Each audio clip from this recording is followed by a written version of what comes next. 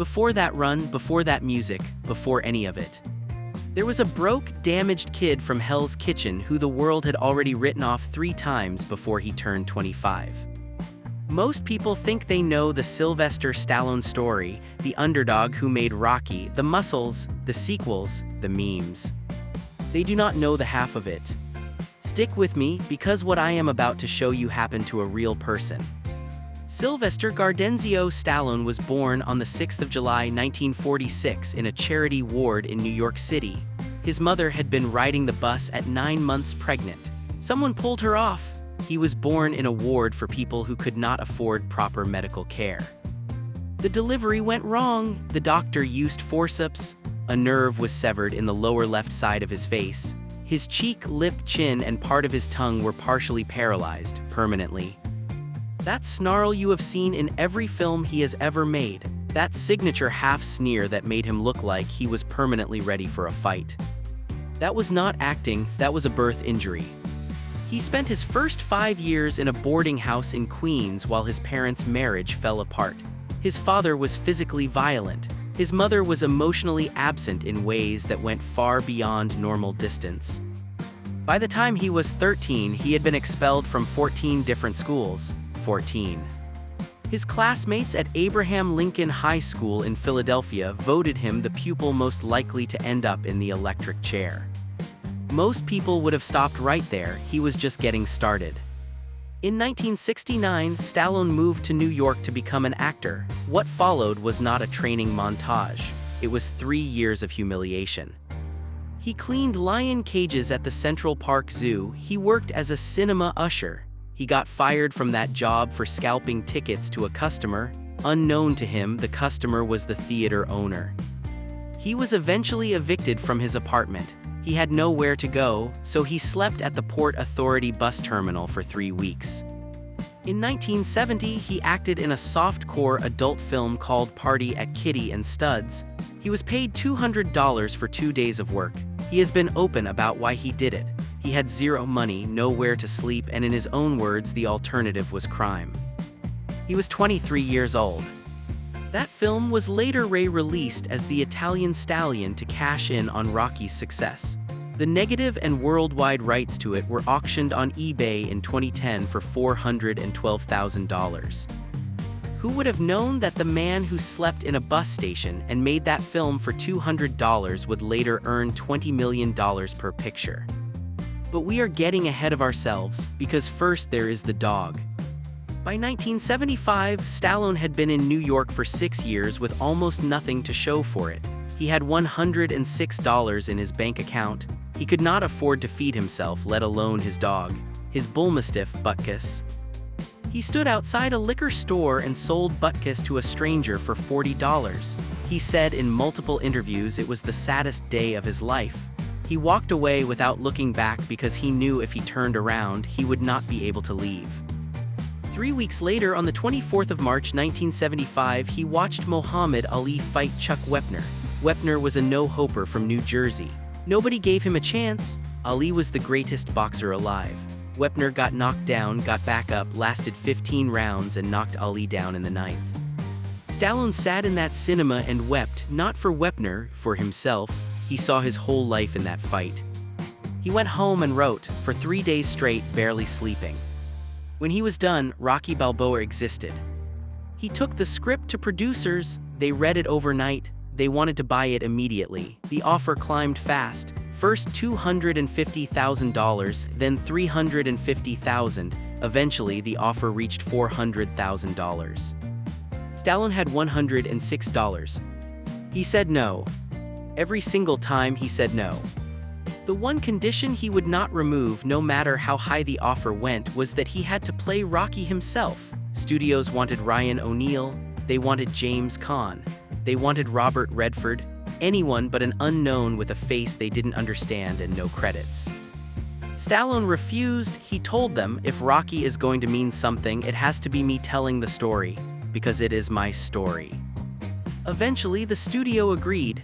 He accepted $25,000 for the script and the role. The entire film had a budget of $1 million. They shot it in 28 days. The first thing he did with the money was go back to the liquor store. He found the man who had bought Butkus. He offered to buy the dog back. The man said no. Stallone kept offering. He paid $15,000 to get his dog back. Rocky was released in November 1976. The film, made from a $25,000 deal shot in 28 days, starring a man studios called Unemployable, earned $225 million at the box office. At the 49th Academy Awards in 1977, it was nominated for 10 Oscars. It won Best Picture, it won Best Director, it won Best Editing. And Sylvester Stallone, the man with the paralyzed face who had been sleeping in a bus station 6 years earlier, became only the third person in the history of the Academy Awards to receive nominations for both Best Actor and Best Original Screenplay in the same year. The other two were Charlie Chaplin and Orson Welles. He did not win either award that night. Best Actor went to Peter Finch posthumously for Network.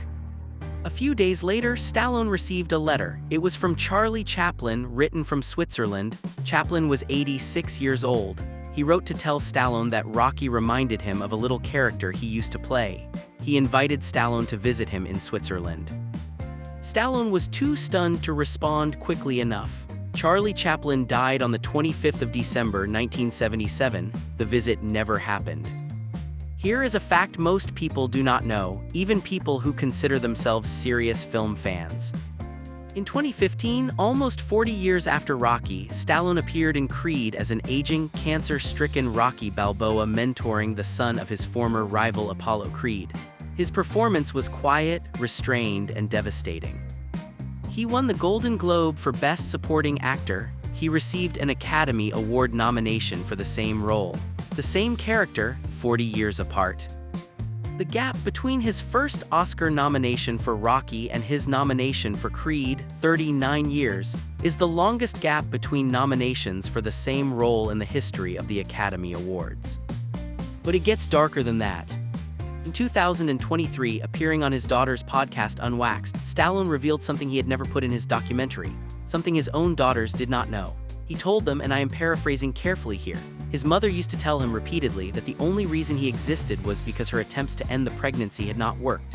She described trying to abort him before he was born. Too incredibly repetitive, because it was told to me so many times. My mother would say, the only reason you're here is because the hanger didn't work. Or bouncing down those steps didn't cause you to get lost. And she said that, truthfully, Sylvester, and believe it or not, they called me Binky, because there was a hairbrush called the Binky brush, and for some reason it said Binky. If there was really something wrong with your brain, I would have definitely opened up the window and put you on the windowsill and let you freeze. Because I'd be doing you a favor. Your brain is too young to compute. I almost thought she was joking. Stallone said, and this is his direct phrasing, he almost thought she was joking, and then he realized she was not joking. He said he thought it was normal, because when you grow up being told something, it starts to feel like the weather, you stop questioning it. Sylvester Stallone did not have it easy as a child or a youth. The man who was told his brain was dormant. The man voted most likely to end up in the electric chair. The man who sold his dog for $40 and turned down $400,000. That man holds an Oscar record that may never be broken. And today, at 78 years old, he is one of the most watched men on American television, with Tulsa King on Paramount+. Still writing, still producing, still the guy who shows up. We talk about Rocky like it is a sports film, like it is about boxing. It is not about boxing, it was never about boxing. It is about a man who has been told his whole life that he is not enough, not smart enough, not good-looking enough, not the right fit, and who decides one day to find out whether any of that is actually true. Sylvester Stallone did not write that character, he wrote himself. He wrote the boy from the bus station, the boy whose own mother told him he was not supposed to be here. The boy voted most likely to end up in the electric chair. He put that boy on the biggest stages in the world and asked audiences whether that boy deserved to be there. $225 million at the box office said yes. If this story hit you the way it hit me, don't forget to subscribe and share it. Comment below which fact shocked you most.